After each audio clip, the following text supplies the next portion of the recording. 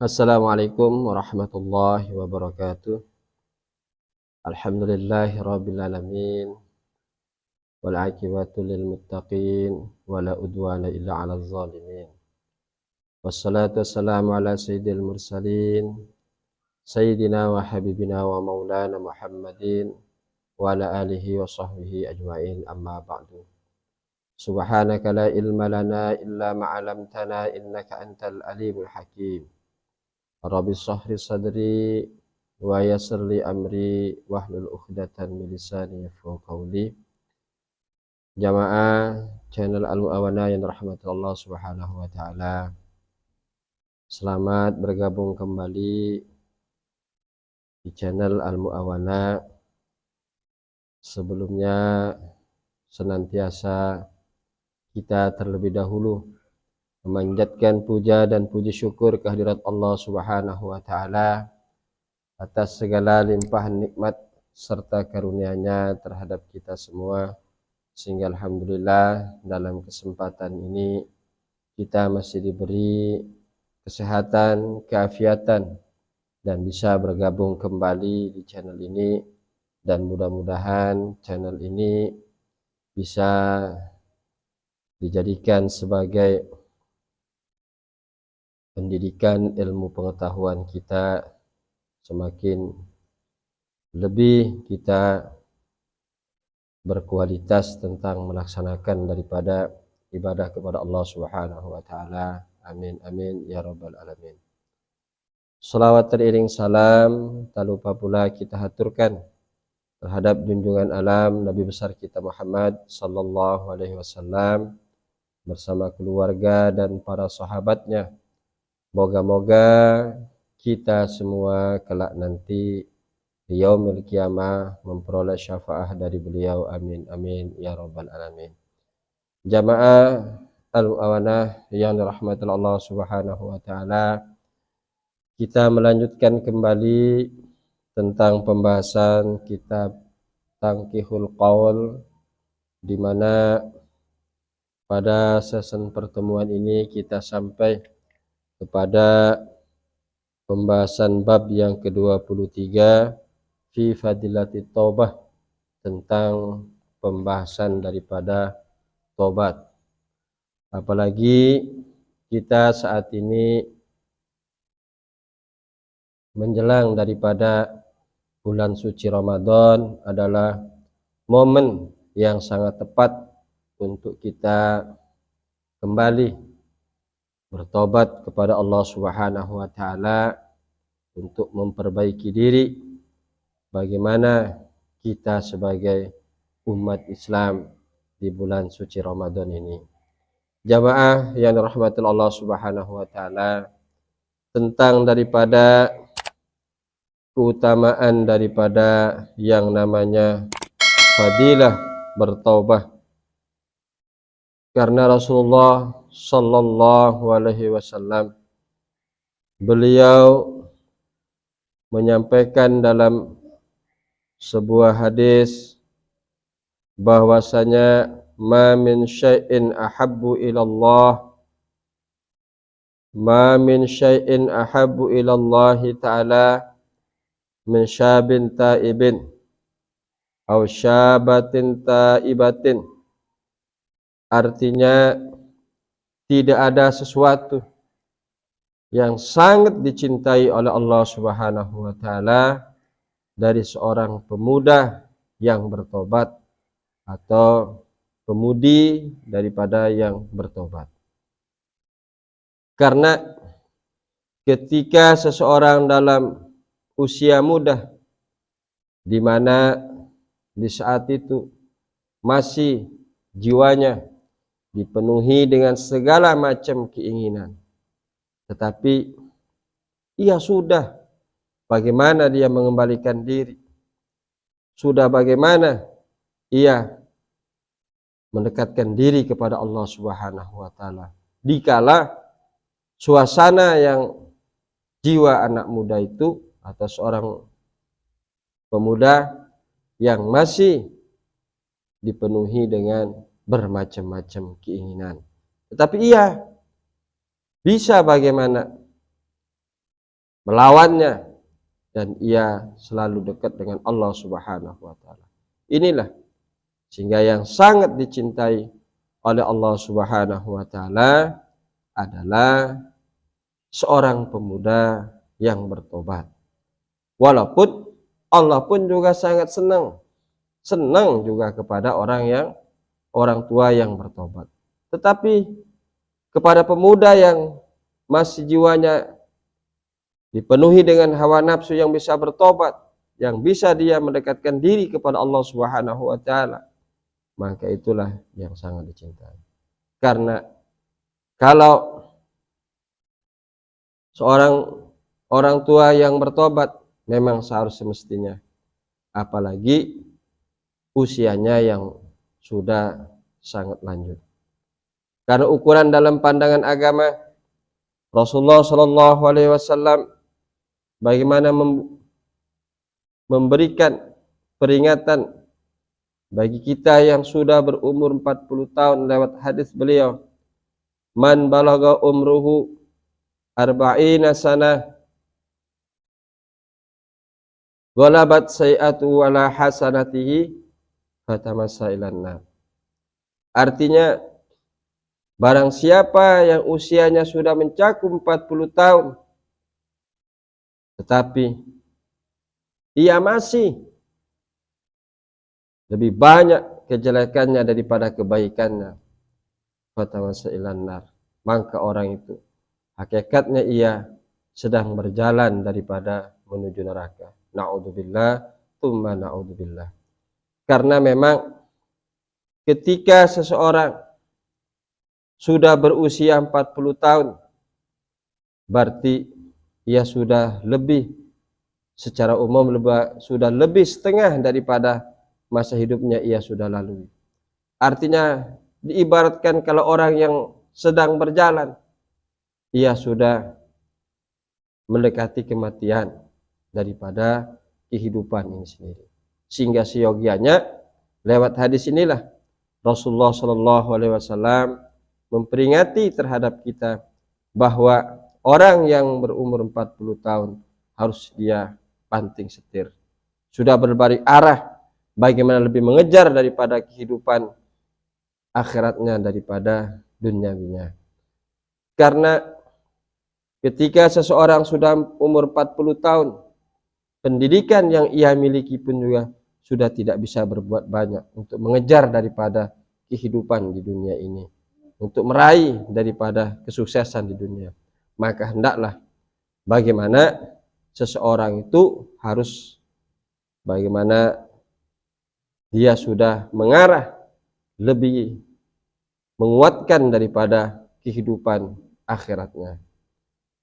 Karena ada orang bijak yang mengatakan, kalau seseorang nanti sudah berumur 50 tahun, maka di saat itu kecantikan sudah tidak lagi bisa membedakan. Dulu yang ia dikatakan di masa mudanya, kalau seorang laki-laki dibilang ganteng, kalau seorang perempuan dibilang cantik. Tetapi kalau sudah berumur 50 tahun, yang dulu dibilang ganteng, yang dulu dibilang cantik, yang dulu dibilang tidak cantik, andaikan di saat itu disandingkan keduanya, didekatkan kedua-duanya, maka akan kelihatan sama yang dulu dibilang cantik dan tidak cantik kalau sudah berumur 50 tahun. Nah, sehingga kita memang sudah diperingati lewat hadis tadi, dari umur 40 tahun kita sudah banting setir untuk menuju kehidupan akhirat. Lalu ketika orang itu sudah berumur 60 ke atas, maka di saat itu seorang bawahan dengan bosnya akan menjadi sama. Karena andai pun dia seorang pejabat, ketika berumur 60 ke atas, maka dia sudah pensiun, tidak lagi menjadi pimpinannya. Andaikan ia seorang pengusaha dulu yang jadi bos, maka dikala umur sudah 60 tahun ke atas, maka di saat itu ia pun juga sudah bagaimana? Di saat itu sudah tidak ada antara bawahan dan atasan, tidak ada di antara bos dan karyawannya. Jamaah yang dirahmati Allah Subhanahu wa taala. Nah, ketika orang juga diberikan panjang umurnya sampai 70 ke atas, maka di saat itu ketika ia mempunyai uang yang banyak, tabungannya yang banyak, maka ia sudah tidak bisa lagi menggunakan daripada harta bendanya. Tabungannya yang begitu banyak di rekening sudah tidak lagi bisa berbuat banyak, tidak bisa lagi ia menikmatinya karena ia sudah tidak bisa berbelanja lagi. Artinya mau membeli makanan-makanan yang ia sukai atau mau berangkat ke tempat-tempat yang biasa orang senangi sudah tidak bisa lagi kalau sudah umurnya 70 tahun ke atas. Maka di saat itu orang yang banyak duit, orang yang banyak uang dan orang yang tidak punya uang nyaris sama saja. Lalu ketika diberikan umur panjang lagi, seseorang ini sampai 80 ke atas, maka di saat itu seseorang yang mempunyai rumah yang begitu besar dengan rumah seseorang yang kecil akan sama. Karena ia tidak butuhkan lagi rumah yang kecil. Bahkan hanya dia ada di tempat yang kecil di kamarnya saja. Sudah tidak bisa lagi rumahnya yang begitu sangat besar dia bisa nikmati. Nah, oleh karena itu haruslah kita kembali lagi kesadaran kita bagaimana ke 40 tahun kita harus berbalik arah untuk mengejar kehidupan akhirat. Lalu ketika jamaah, ketika seorang diberikan umur apalagi sampai 90 tahun, maka di saat itu antara tidur dan bangun akan terasa menjadi sama. Jamaah yang dirahmati Allah Subhanahu wa taala.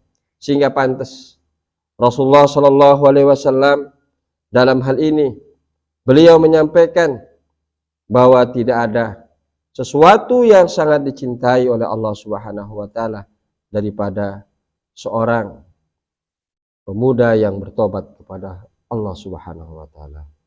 Lalu sebaliknya, wa ma min syai'in abghadu ila Allah taala min syaikhin muqimin ay musirun ala ma'asi.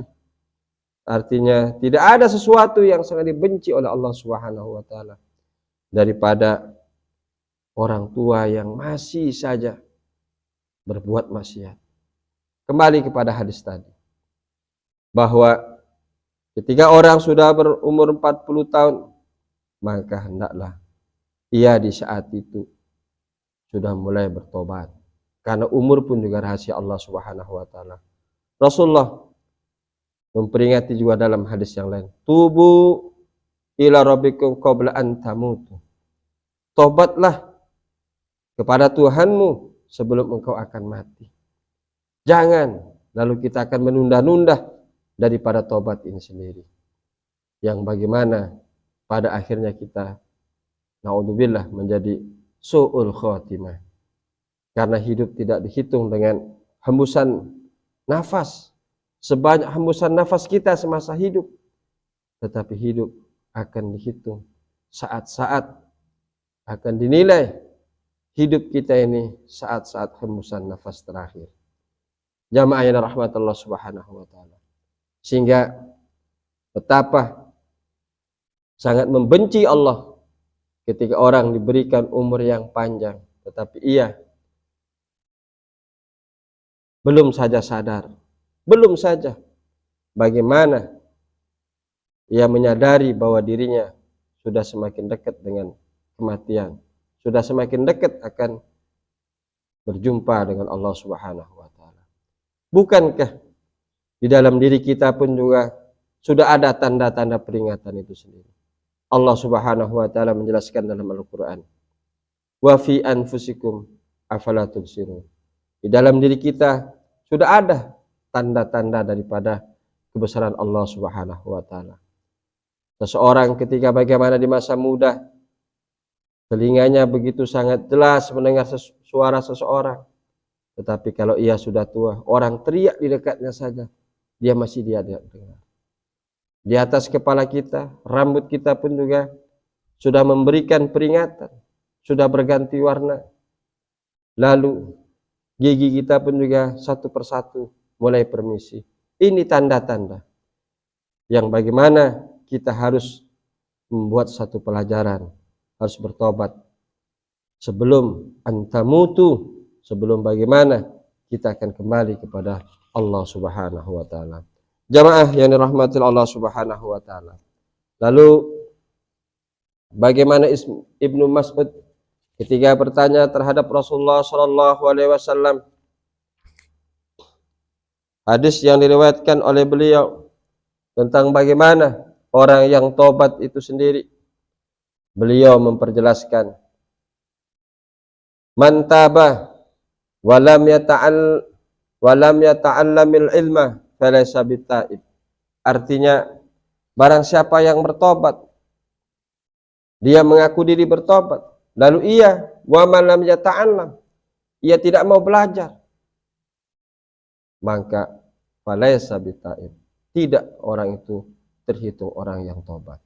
Karena ketika orang itu bertobat, pasti dia akan gemar menuntut ilmu. Karena dengan ilmulah seseorang itu bagaimana akan merubah dirinya dan merubah juga ibadah kepada Allah Subhanahu wa taala. Sehingga ketika orang itu tidak mau belajar, tidak mau hadir di majelis ilmu, walaupun dia mungkin dari sisi lain, dari ibadah-ibadah yang lain dia rajin, tetapi dia tidak mau menuntut ilmu, falaysa bittaib, maka itu tidak terhitung orang yang tobat. Karena Imam Ruslani dalam kitab Matan Zuban sudah jelas bagaimana beliau memperjelas, waman bi ghairi ilmin ya'malu amaluhu mardudatun la tuqbalu. Seseorang yang berbuat satu amal-amalan, satu ibadah yang tidak didasari dengan ilmu, maka ilmunya itu, apakah ibadahnya itu tidak diterima oleh Allah Subhanahu wa taala. Sehingga pantas Rasulullah sallallahu alaihi wasallam menyampaikan kepada Ibnu Mas'ud, wa man la yata'allam al-ilma falaysa bittaib. Maka ketika seseorang mengaku bertobat tetapi ia tidak mau hadir di majelis ilmu, maka tidak dikatakan orang itu bertobat. Karena ibadah yang akan ia lakukan khawatir atau dikhawatirkan akan menjadi sia-sia, yang bagaimana dijelaskan tadi oleh Imam Ibnu Ruslan. Lalu beliau pun juga wa man taba wa lam yazid fil ibadati falaysa bittaib.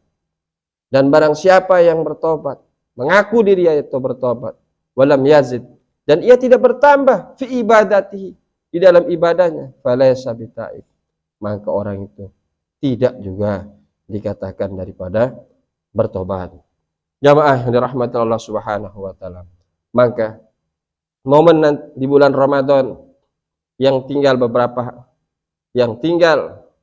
sebentar lagi ini, maka satu momen yang sangat tepat untuk kita bertobat kepada Allah Subhanahu wa taala. Bukankah Ramadan itu sendiri akan menjadi 3 putaran? Putaran 10 pertama disebut dengan rahmat, putaran 10 kedua disebut dengan maghfirah, penuh dengan ampunan. Sehingga pantaslah suatu yang sangat sekali tepat kalau di bulan Ramadan juga dijadikan momen untuk kita bertobat kepada Allah Subhanahu wa taala. Dan putaran yang terakhir adalah disebut itqu minan nar, pembebasan dari api neraka.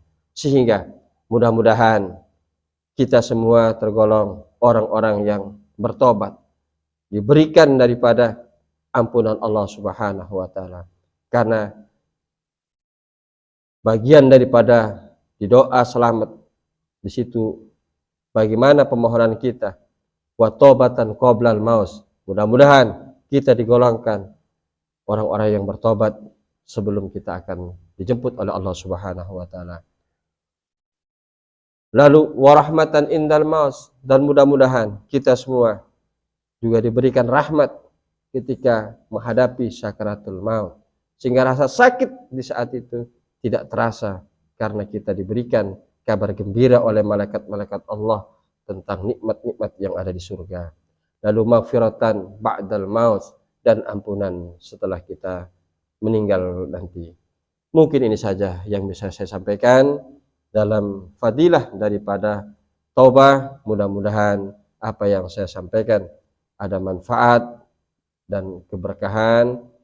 Mohon maaf atas segala kekurangan dan kekeliruan di penyampaian akhirul kalam. Wabillahi taufik wal hidayah. Wassalamualaikum warahmatullahi wabarakatuh.